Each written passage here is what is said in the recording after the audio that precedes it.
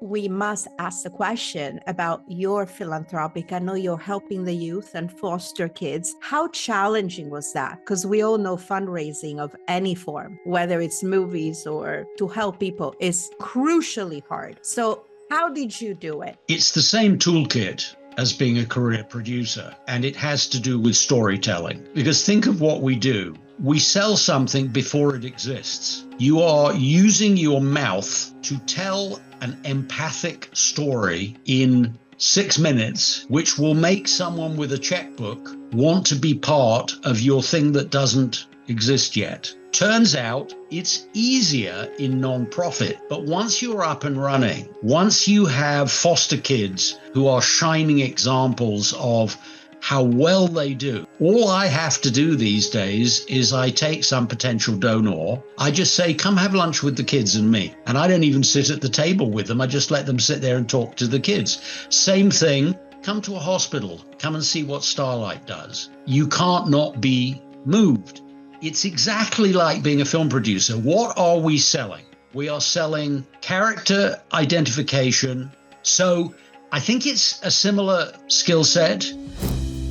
Welcome to the Heart of Show Business. I am your host, Alexia Melocchi. I believe in great storytelling and that every successful artist has a deep desire to express something from the heart to create a ripple effect in our society. Well, first of all, it's been a minute since I have recorded a special, very special, entertainment-driven episode on my Heart of Show Business podcast. I know I had a few lifestyle guests in the past few episodes, but I was so thrilled when this wonderful human was pitched to me by his publicist, not only because it's someone that I happen to know, we're not going to say how many decades, but I've known for a little bit, but he is also an incredible, incredible movie producer coming out of the UK, Peter Samuelson, who, of course, has behind some incredible films, including Revenge of the Nerds, The Return of the Pink Panther, Arlington Road, which I absolutely love. I mean, there's so many movies, Oscar Wilde, Tom and Viv. I mean, he has done it all. He has been behind some of legendary films with incredible filmmakers, incredible actors. But what I love about him is he's also been a philanthropist all his life. Every day of his life, he's found a way to give back to society, especially young people. And he just happened to come out with a book. And of course, you know, he's a founder of the First Star Foundation. Then he went on to create Starbright, which was co-founded with Steven Spielberg. He focuses on storytelling with empathy. So there's so much to talk about, but I'm going to let him do some talking because you know me, I'm Italian. I talk way too much. So Peter Samuelson with his book just dropped all over the world called Finding Happy. Welcome to my show. You had me at one, Alexia. Anyone whose background is the Carlton Hotel and a piece of the Martinez further on my right, I'm yours, whatever. I mean, you and I, someone said to me, is there anything good about being an independent producer at the moment? And I said, the only thing I can think, because it's a tremendously shitty time to be an independent producer, I said that hideous windowless basement of the Palais in Cannes, I may have to go into it less. So there you go. On the other hand, that's because, you know, films financed with pre-sales, where did that go? Hi, Netflix. So anyway, I'm very happy to be here and thank you for having me on. It is so great to have you. And when before we started pushing recorder, we were actually talking about some good old days and some adventures where the business used to be different. And, you know, we could sell movies with our charm and personality and vision and inspiration. But this is what I love about what you just said. And even your personality shows what I always talk about is that storytelling is not just what's on the page. It's not done just by screenwriters. It's not done by directors. But I think the ultimate storyteller is actually the producer who has to change his or her story 100 times in different styles, in different ways to get the projects that they want to see made finance. And look at that, they can also write books. So tell me a little bit about your book, Finding Happy, and how did that come about? So one of my nonprofits, which I founded in 1999, and which is, thank God, thriving through the efforts of hundreds and hundreds of people, is firststar.org. What we do, we house, educate, and encourage high school age kids in foster care. We do it in the United States through 12 university partnerships across the country. And we have 3 partnerships in the UK with great big British universities. And the way that we do it is we bring them in as rising 9th graders, and they live on campus. They have role models, they have reliable grown-ups, they get academics, they get life skills, and they get a new family because they've been deprived of unconditional love and encouragement and so forth. And the results speak for themselves. In the United States, less than 10% of American foster kids go to college out of 12th grade, and less than 6% graduate from college. Our kids, right now, it's June as we're recording this, our kids, 89% of them are going in the fall to colleges and universities. So it's a huge knockout success. Now, I realized that because of First Star, I have mentored literally hundreds of young adults. And you develop, producers are good at pattern recognition. You know, every film is a different set of challenges, and yet you say to yourself, oh, I know what works to do with this. I'll do this solution. So I realized that I knew a thing or two about mentoring, and I knew the 2 or 3 dozen things that always seem to come up disproportionately. And I thought, you know, those are kind of chapter headings. And what I could do is I could put all of these enigmas to a 15-year-old or an 18-year-old or a 25-year-old. I could actually organize a book with chapters. And I started writing it. You know, you have to, what else are career producers good at? We have self-discipline.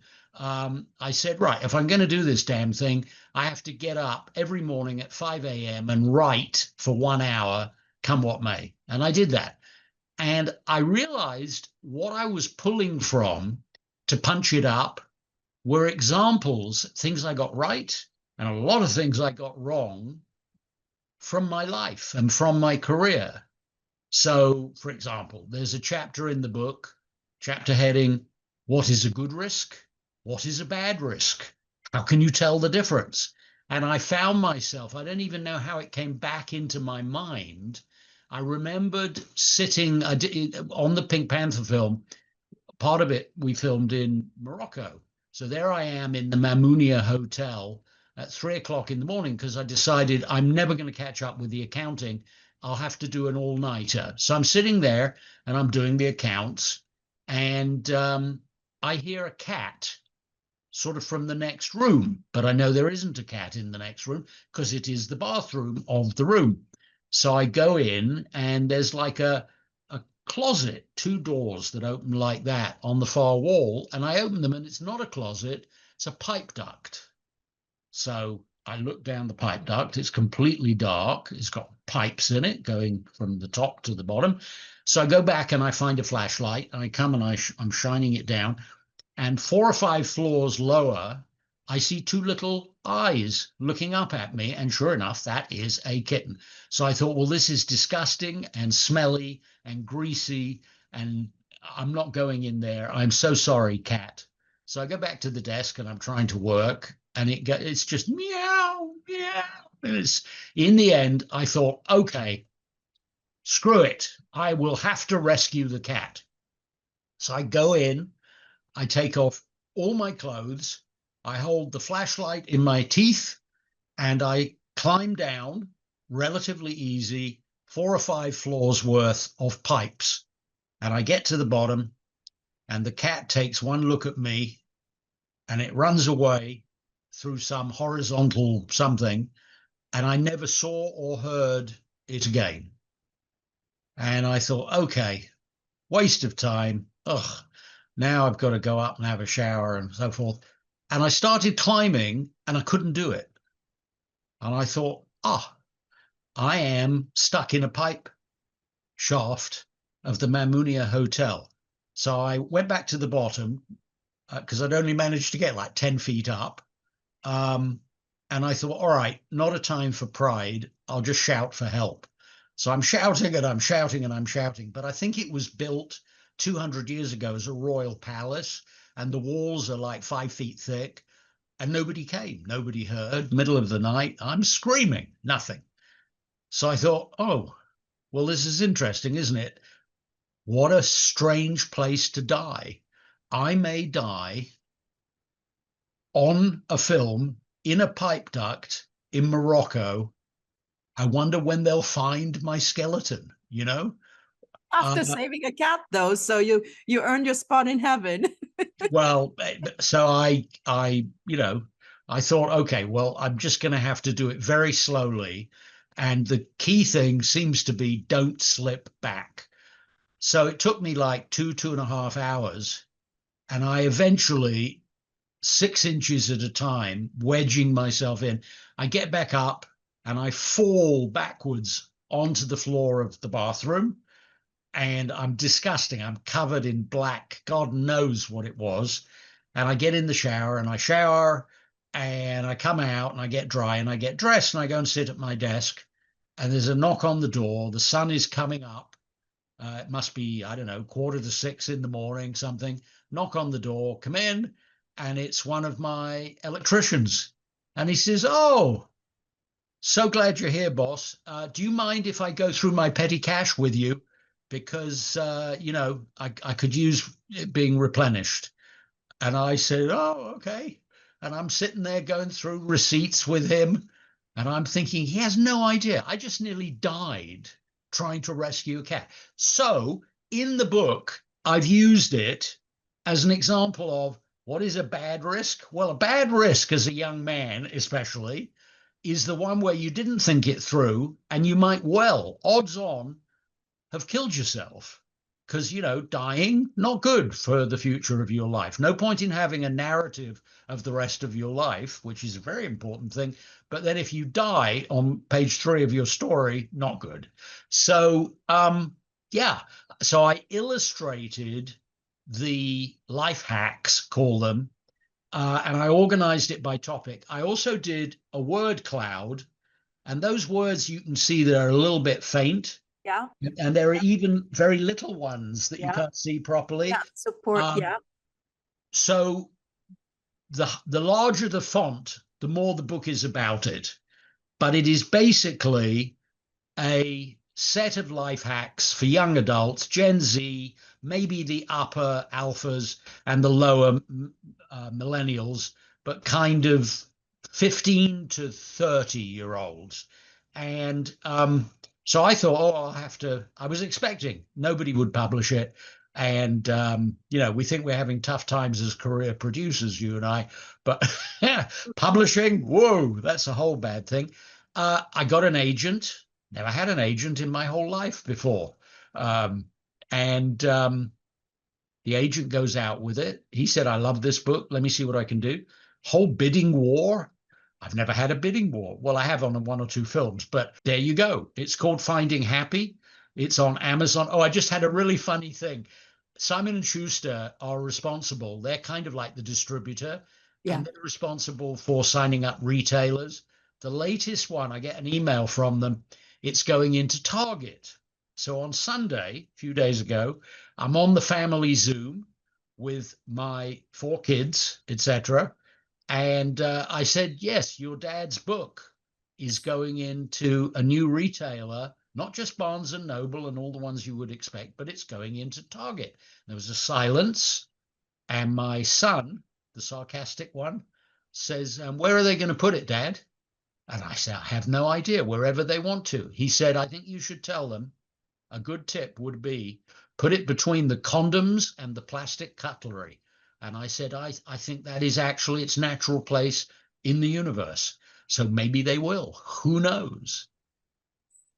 Fabulous story. Kind of reminds me when we used to put our DVDs at Walmart, right? And now DVDs don't even happen anymore. But it was like, yeah, you want your things at Blockbuster, but then Walmart ends up buying the majority of the things and then they sell them just like you. But you were lucky, my friend, because I published my own book as well called An Insider Secret Mastering the Hollywood Path. And mine is a little bit more, wisdom nuggets, very condensed, cliff notes on how to navigate the business, which I also created out of my blogs. And I never thought I would do it, but I actually took a chance, kind of like you in the shoot to save the cat. I actually self-published because I have a lot of bestseller author friends who were like, don't go to a publisher, you're gonna make 5% and blah blah blah. And so I self-published, but there is a purpose for everything in life. And now I have a publishing company. So now we're publishing all our IP and all our books and our scripts and everything, turning them into books.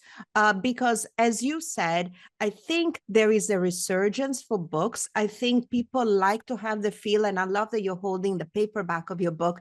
They like to be able, I still do. I mean, I don't, yet some Kindle, but I like to hold the book. And you, my friend, have so many great tips at the end. What I love about your chapters, for everyone who's going to pick up the book, I'm giving you a little preview, is that first of all, he tells you incredible stories of his life, not just obviously behind the scenes of the business like this one that he just heard, but even how he managed to get his foundation going, how he met up with Spielberg, who are his own mentors. But I love that in every single chapter, he has a list of questions, which you can journal, because what we put down stays, and we can revisit, as you said in one of your chapters, and I believe. And I love that you have all those great trigger questions for the youth to start reflecting on the kind of humans they want to be. And I have to say, one of my favorite chapters is when you talk about your dad. Like I had to pause because obviously I couldn't read everything in 24 hours, but I did pause to read the whole story about your relationships with your dad. And I loved what you said about there are two lives that we live, and one is the one that has a beginning, middle, and an end, and then the other one is what we do in service of others. And to me, like, I'm getting truth bumps as I talk about it, and that's why we must ask the question about your philanthropic. I know you're helping the youth and foster kids. How challenging was that? Because we all know fundraising of any form, whether it's movies or to help people, is crucially hard. So how did you do it? Well, it's the same toolkit as being a career producer, and it has to do with storytelling. Because think of what we do. It's raving mad what a film producer has to do. We sell something before it exists. Try that in any other walk of life. You are using your mouth and your vocal cords to tell an empathic story in 6 minutes, which will make someone with a checkbook or make a director or make an actor want to be part of your thing that doesn't exist yet.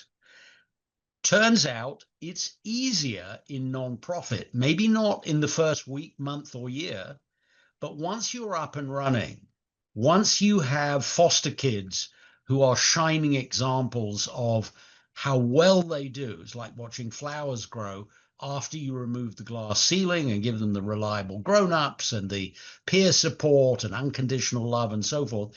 All I have to do these days is I take some potential donor, and it could be government, it could be a company, or it could be high net worth individual.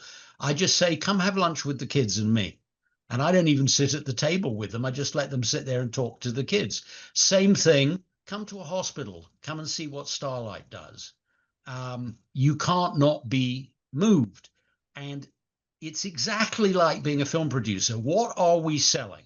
We are selling character identification, where people feel that they care about a fictional character and they want to see them survive. And when we do the second act turn and it all gets horribly wrong, they are dismayed. It's as though they themselves are back-footed. And then we have this great victorious third act where it all comes good, if it's an American film, or where they get killed if it's a European film. You know, we have different sense of what the third act is supposed to do.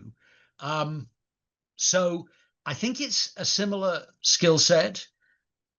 It's also that very first day where someone brings you an idea, or you have the idea yourself, or you find a Richard Condon novel and you think this could be an amazing film. You have to be in love with the idea yourself. You have to be able to see in your mind's eye, if I could make this into a film, boy, I think this would have an audience, and they would either be scared shitless, or they would laugh like a drain, or they would be terribly moved and they would cry. You have to believe it yourself. And my 8 nonprofits, God help me, and the 3 of them that I really run hands-on, all began with an idea that I thought was incredibly pitchable and strong. Seriously ill children are sad. Because they are sad, their T cell count is suppressed, and then they don't recover. Seriously ill children experience pain and they dwell on it. If we could distract them, wouldn't that be a good thing? Yeah, it would. Foster kids don't go to college. I think we can get a ton of them in. And indeed, instead of the benchmark of 6%, our most recent crop, 89%. Or how about perfection is the enemy of the good? I would love to be able to raise enough money to house the homeless. But if you do the math, if you build a 100-bed building, it works out at $5 million. That's $50,000 a bed. Multiply that by 100,000 unhoused people in LA County. That's $5 billion. Where does $5 billion come from? I have no idea. So I thought, well, I wonder what's the best we could do with $800 a head. Surely it would have to be better than a damp cardboard box on a rainy night. And sure enough, EDAR, it's the acronym, Everyone Deserves a Roof, which is a mobile, single-user, very attractive looking, not an eyesore, very comfortable to use. In the daytime, you push it around, you do your recycling, whatever, and at night you unfold it and it turns into a 2-window with a door, call it what you will, dwelling. And we've got hundreds and hundreds and hundreds of these things all over Skid Row and elsewhere. We have them in Miami and we have them in New Jersey and so on and so forth. And they're $800. And yes, on a 10 scale, if the fluffy bed with the duvet in an apartment is a 10, and if the old lady who I met, and when I said to her, where do you sleep at night? She said, come with me, I'll show you. And she sort of pulled me by the sleeve onto the Caltrans land next to the freeway. And there behind the bushes was a gigantic, damp cardboard box with a piece of blue tarp over the top. And she said, this is where I sleep at night. And on the side of it, and this was the epiphany for me, on the side of it, it said Sub-Zero. And I thought, oh my God, I have the refrigerator. She is sleeping in the box. What is wrong with this story? And more importantly, what am I going to do about it? That led to EDAR. And one of the best classes in First Star, I can only really teach 2 things, other than generally interfering and driving my staff crazy from a high. I can teach videography. Boy, I know how to do that. But also, I invented this course that's called Random Acts of Kindness and Pay It Forward. Oh. And I teach it to 10th grade, so say 15 years old. And I say, okay, a question for you. You're walking along the sidewalk and there is an old woman in rags, fast asleep, face down. What do? You have 3 choices. I want to go around and see which you do. Do you A, pause, put $1 under her arm and walk on? Or B, do you wake her up, give her the dollar and walk on? Or C, do you not give her anything, look the other way and walk straight on past? And it leads to a very vivid conversation. And then I Yeah. say to them, you want to come tomorrow to this class because something remarkable is going to happen to you. Each one of you is going to receive, I say, Oh, the $20 story. It's in your chapter, I think, or you give them yeah, $20, right? Yeah. well, no, it's more than that. You Oh, can't do much for $20. So I say, you'll want to come to the class tomorrow because something remarkable is going to happen. Each of you is going to receive $200. 200. And they say, seriously? We're going to get $200. And I say, well, you don't get to keep it. You're going to write a 300-word essay to whom or to what you want it to go. And we're actually going to go and do it together. And then 2-3 weeks later, we're going to go back and see, did the unhoused gentleman buy the shoes or did he buy a big bottle of brandy? Because philanthropy doesn't always work. Yeah. And they are amazed by this opportunity to realize that they are not the worst off in the world. These are all abused or neglected kids. And we get the most amazing little vignette essays. My name is Jose. I'm adding $10 of my own because that makes 210. And down at the shelter, it takes $70 for them not to euthanize a dog. And I'm going to save 3 puppies. So that's $210. And the reason I'm going to save 3 puppies is the last time I was down there, I looked into the eyes of a puppy that had been very badly beaten, almost killed. And I saw my own eyes because I was very badly beaten as well. So I'm saving 3 puppies, love Jose. Or how about this one? My mum is in prison. She did some very bad things. And she's in prison for another 2 years, 3 months, and 7 days. They always know exactly how much longer. And I know she hates the shampoo and I love her very much. So I'm putting the money in her prison account so that she can buy better toiletries. Oh, And as a result of this little class, the kids, I think they're all taller. It's like watching flowers grow. They are given what the psychologists would call agency, control.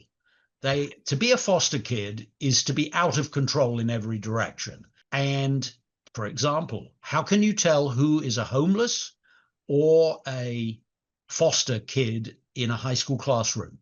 I will tell you. They are the ones with no technology at all. Why not? Well, because nobody um, bought them a laptop, whatever. Day one of our 9th grade, every single one of them gets a brand new laptop where you have to unpack it. And it's partly because you can't exist as a teenager without technology these days. But in addition, of course you should have one. You're an adult. You're an American, and you shouldn't be the only kid in the class who doesn't have one. We do that. The other thing we do in that first week is I say we need a drum roll, and they all go like this, not the desk. And the door opens, and in through the door comes a conga line of beautiful rollerboard suitcases, which we get donated. And every one of our kids gets a rollerboard to put their stuff in. Why? Well, because what we normally give in this country to foster kids is a trash bag. What does it say to your soul if your worldly belongings, your clothes, your shoes, your poetry, your diary, and your music, and maybe your instrument are only deemed worthy by the system of going into a trash bag? Not good. So it's a oh, cruel old world. But what I've said in the book, if you want to find happy, there's like 50 things that are building blocks of being happy. For good and bad, life experience says to me that if you want to be happy, get out of your space and go and help someone. yes, You don't yes. have to work for a charity, just volunteer for a charity or cross the street and help someone. And I know that class random acts of kindness and pay it forward. I know it works because the kids do it without us telling them to every day. You see examples. We had a Christmas party on Westwood Boulevard, and somebody donated a very posh restaurant. And we had, I should think, probably 2 full cohorts, so 60 of our scholars. And then we had alumni, and we had donors, and we had staff, and so forth. And we had a big, big, wonderful lunch. And we're standing outside afterwards on the sidewalk, waiting for the university vans. So we're standing there, and we're still waiting for the vans. And out of the corner of my eye, I see Michael, a troubled young man, sidling away from the group, going off up the sidewalk. And I'm thinking, where is he going? Is he doing a runner, as we would say in England? Is he running away? And I'm getting ready to grab one of the youth coaches who are either undergraduates or grad students who we hire. And I'm going to send him to go and get Michael to come back. And then Michael stops. And indeed, there is an unhoused man asleep on the sidewalk. And Michael goes up to him, does not wake him up, and puts the cupcake in the crook of his arm, and then sidles back to us because he doesn't want anyone to notice. And I thought, oh, he listened in that class. Wow. We talk about, Maimonides, the great rabbi with the pyramid of giving. Yeah. Don't give a man fish, teach him to fish. That helps you be at the top.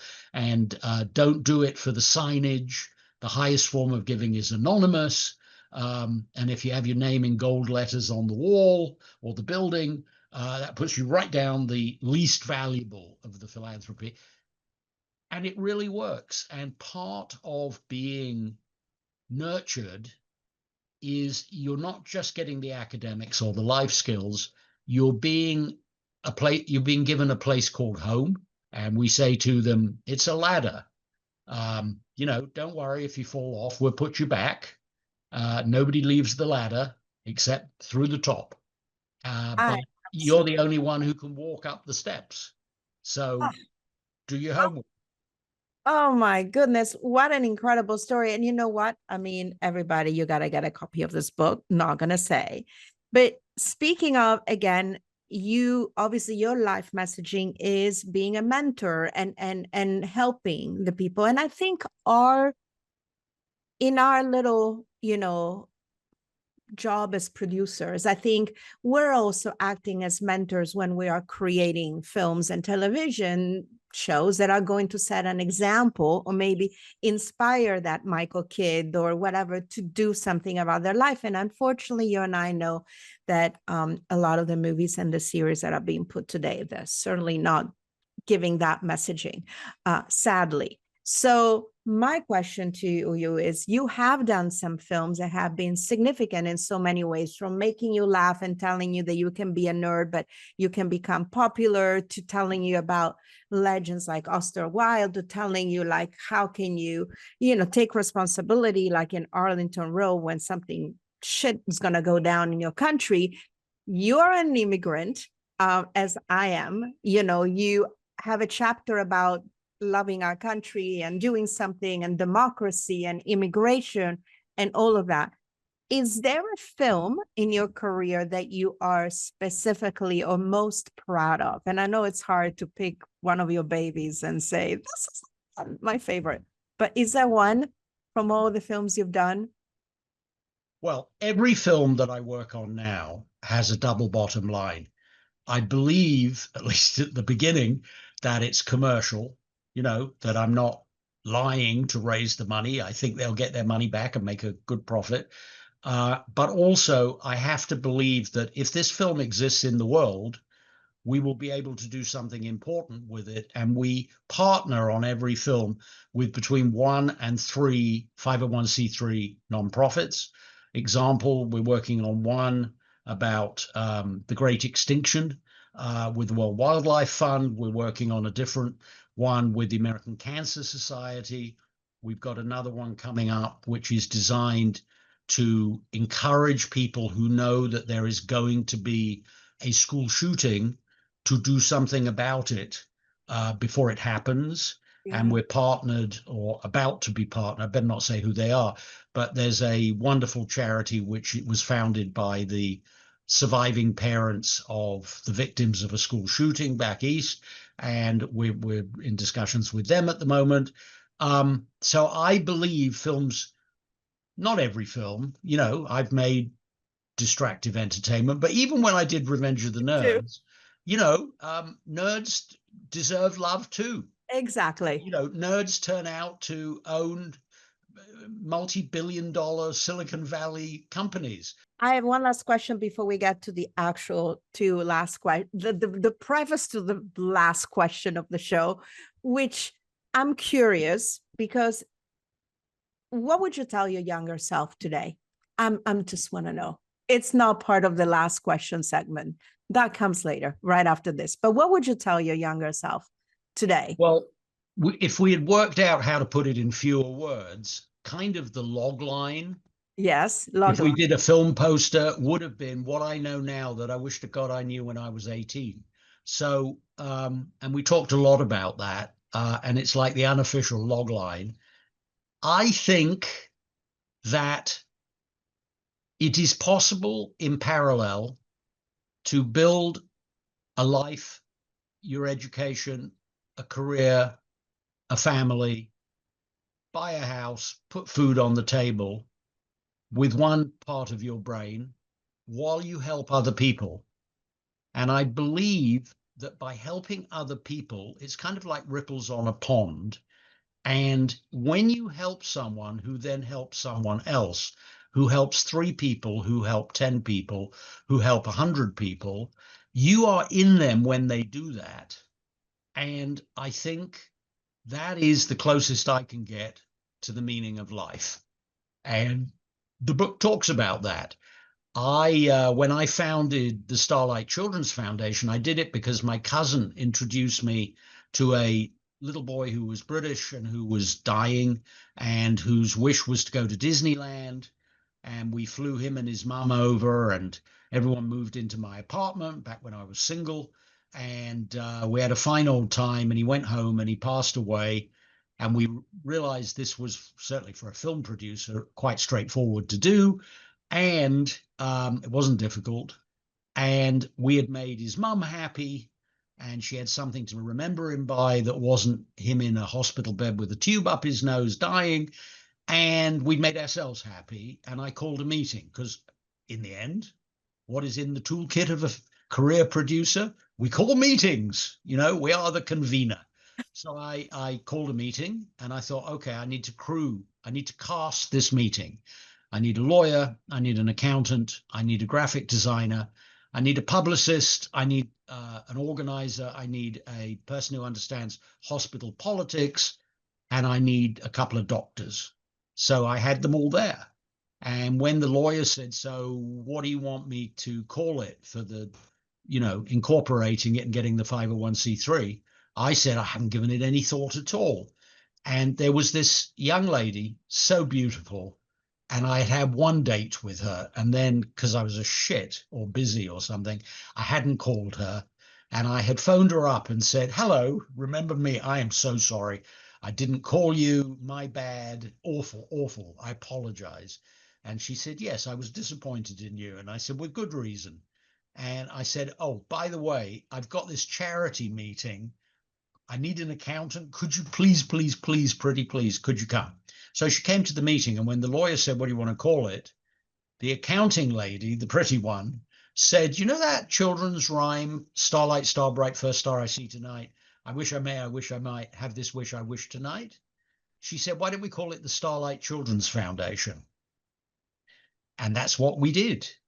And the example I've given in the book of why there's a whole chapter that's called selflessness can be selfish, and that is a good thing. So that was our second date, that organizing meeting. And then there was a third and a fifth and a 10th date. And then it was Christmas. And we threw a party for seriously ill children in County USC Medical Center in the children's ward. And some of the kids were so ill that they had to be wheeled in their hospital beds. And we had a live band, and everyone was having a fine old time. And there was one little girl who was terribly, terribly ill, who was dancing in her bed horizontally. And we had these adult animal costumes that had been donated to us secondhand by SeaWorld. And one of them was a dolphin. And inside this life-sized costume was the accounting lady who I'd been dating. And I looked in through the little kind of grill in its chest, and there was her little face, and she was crying big weepy tears, and all the mascara had gone down her cheeks. And I was thunderstruck, and I thought, oh, good God, I love this person. Anyway, she is the mother of my children. We've been married 40 years. There you go. And Oh she's two rooms over. So there you go. I had selfish benefit from the Starlight Children's Foundation, which, as always, over all those years has raised well over $1 billion in Australia and Canada, the United States and the UK. And it's helped hundreds of thousands of children and their mums and dads and siblings. That And is it's so wonderful amazing. because the original idea, these kids are sad, that's bad. How do we make them happy? That is still what we do. Oh, what a perfect ending to this podcast. And of course, I'm going to drop in all the links to all your foundations for people to find out more about it, to support financially, time, donations, participation, whatever it is, because like you said, that's what producers do. They convene, they build teams, they have a big vision for what could be that hasn't materialized yet. And we make that happen, whether it's a movie, a TV show, a foundation, or just writing a book that is going to help foster kids to believe in themselves and believe in a better future. It's been so lovely to have you on my show. You know what's coming. It's the last two little bits of questions, which is, how do you define yourself in 3 words? And I think you already given me the life mantra in the previous story. So how do you define yourself in 3 words? Career producer philanthropist. Or if you take away 2 words, dad of 4 splendid young adults, grandpa to 3 splendid grandchildren. Oh, you covered it all. It has been so lovely to have you. I would have had you for 20 podcast shows because you have so many incredible stories. I might have to invite you again. Who knows, Listen, you and I go back into the 1990s. Yes, into the good Clearly, days. we must have been children. Yes. Right? And we all went to the Harvey Weinstein boat, but nobody got raped and nobody got abused. We're good. We're here, but we have stories, I'm sure, to share in another podcast, which will be salacious. But for now, try to get happy and buy Finding Happy by Peter Samuelson. If everybody enjoyed this podcast, please do subscribe, rate, review. I don't have to stress it enough. I make 0 money off of this. It's my little 501c that I don't have, but it's symbolically what it is. And that's exactly what we do. We're trying to make the world a better place. And so here we are. So thank you, Peter. Thank you for having me on. Kindred Souls with the Carlton Hotel in the backdrop. Fantastic. Thank you. And it's Finding Happy. And my website is samuelson.la. And more than any one of you ever wanted to know is right there. Oh, thank you so very much. And this is the Heart of Show Business. Over and out. Okay, it stopped. Okay, it stopped. Okay, here we are. It's been so fun to have you on. I was just trying to stop on my little thing, but oh, what a lovely episode. There's so many wisdom nuggets. We'll promote the heck out of it. We'll send you lots of little audiogram clips for your Instagram and all of that. And then you're in LA, obviously. So yes, absolutely. Let's have a proper lunch get together to talk about it'd be my pleasure. I've just emailed you Okay. something I'm working on at the moment, Okay. because you said the fatal words, and I still represent some of the big European companies for co-productions and things like that. Yep. So you know who Eduardo Ponti is? Yes. Of course, he's a friend of mine. Oh my God, I've known Eduardo He forever. and I have developed. You know who Richard Condon was? Yes, of course. Yeah, Of yeah, course. Pritz's Yeah. Honor, Yeah. Manchurian Candidate. Okay, his best novel that nobody made, so we're going to, is called An Infinity of Mirrors. Oh, uh-huh. It's a thriller, but it's also Romeo and Juliet. It's the Oh, it's the story of a young Jewish woman, beautiful, in Berlin in the early 1930s, who falls in love with a dashing, handsome German Panzer tank officer. And oh, what happens to wow. them as the backdrop is Hitler comes to power. Don't worry about a thing. You are married. Now he becomes a general. And I won't tell you the rest of it, but it's the most amazing script. And Eduardo is the perfect director for it. And what He's a we wonderful need, director. Yeah. we want, it would lend itself to being a co-production with an Italian or German or French um, big distributor production entity kind of thing. And I just thought you might like it. And furthermore, you don't even have to, I sent you the script, but you don't have to read the script. Well, I know, please do. I mean, you know what? Like I said, I always love the peer-to-peer collabs because, I Yeah, may know somebody that could be the perfect yeah. fit. There's no competition. We're all trying to do something that is meaningful. And yeah, no, I'll definitely take a look at it because Have a I could look. And I already think also, of a few people that could be yeah, right. Yeah, Eduardo has made a sizzle reel, and I I put love the it. link to that in as well, which is the quick way of Yeah. grokking it. And in return, I'm going to send you the pitch deck of the Monkey Club because Okay. I am in desperate need. And if it's not you, maybe you have someone to suggest of a British producer because it is a legendary finishing school in London. There is so much history to it. My mom has an angle about the people that cross her life. It's a little like Queen's Gambit meets The Crown, meets Sex and the City. So it's in a very important moment where all these girls could change the world and they were all coming from very powerful families. And, I've been trying to access the UK, for UK film funds and the different development funds, but you do need a British producer, as you know, to check mark the cultural things. And I would love to send you the deck. And maybe if you think that it's something either that you can put some dots together or someone that could, it would be amazing because Yeah, the games, in I'll Hollywood. I mean, absolutely, I promise to take a look. It will take me a little bit of time because I'm doing like 4 podcasts and 3 don't worry. print And me too. interviews today. I'm taking it slow this summer too. Because anyway, everybody's on vacation, as we all know, especially in Europe. But no, I'll definitely, I don't ask you to see it like tomorrow, but I would love to get your thoughts on it as well.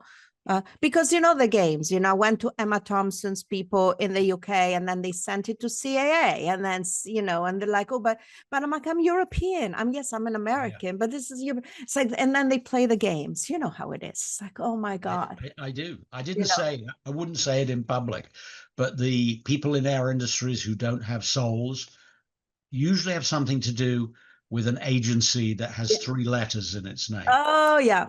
Who has who's reminiscing of something of Star Wars, especially. Ha ha ha. All But right. it was so good. It was Onwards so we roll. So great to see your lovely face. okay. You And too. let me know and we'll blast it. We've got a social media guy who's Great. worked 15 hours a day. God bless him. I And love it. we'll blast it in every direction. I love it. I'll be sending it to you a week before launch. I'll send you the audiograms and the cover of the thing, and then I'll send you the live links when it's live. Okay. Usually like 24 hours before, but you will know the date. So, okay. Thank Thank you you so very much. much. You're Bye, welcome. Bye. Alexia.